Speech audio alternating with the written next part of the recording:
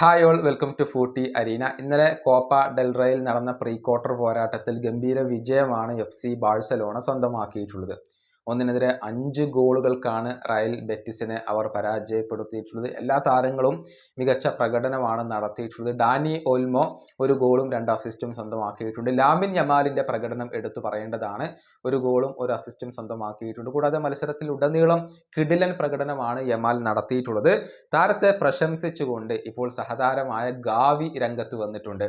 അതായത് ലയണൽ മെസ്സിക്ക് ശേഷം ഇന്ന് ഫുട്ബോൾ ലോകത്തുള്ള ഏറ്റവും മികച്ച താരം അത് ലാമിൻ യമാലാണ് എന്നാണ് ഗാവി പറഞ്ഞിട്ടുള്ളത്.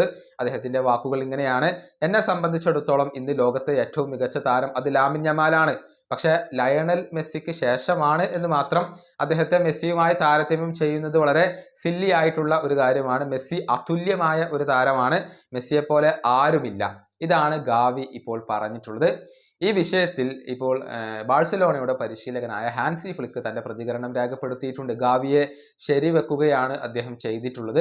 ഫ്ലിക്കിൻ്റെ വാക്കുകൾ ഇങ്ങനെയാണ്: ഞാൻ ഗാവിയുമായി യോജിക്കുന്നു. മെസ്സിക്ക് ശേഷം ഇന്ന് ലോകത്തെ ഏറ്റവും മികച്ച താരം അത് ലാമിൻ യമാലാണ്. ഇതാണ് ഇപ്പോൾ ഹാൻസി ഫ്ലിക്ക് പറഞ്ഞിട്ടുള്ളത്. തീർച്ചയായും ലാമിൻ യമാലിൻ്റെ ഒരു മികവ് എടുത്തു പറയേണ്ടതാണ്. പരിക്ക് കാരണം ചില മത്സരങ്ങൾ അദ്ദേഹത്തിന് നഷ്ടമായിരുന്നു. അപ്പോൾ ഏറ്റവും കൂടുതൽ ബുദ്ധിമുട്ടിയത് FC ബാഴ്സലോണ തന്നെയായിരുന്നു. പക്ഷേ യമാൽ തിരിച്ചു വന്നതോടുകൂടി ബാഴ്സ ആ ഒരു പഴയ മികവിലേക്ക് തിരിച്ചെത്തി എന്ന് തന്നെ പറയേണ്ടി വരും. ലാലിഗയിൽ 5 ഗോളുകളും 9 അസിസ്റ്റുകളുമാണ് ഈ സീസണിൽ യമാൽ സ്വന്തമാക്കിയിട്ടുള്ളത്. ഈ വീഡിയോയുടെ അവസാനിപ്പിക്കുന്നു. അടുത്ത വീഡിയോയുമായി കാണാം.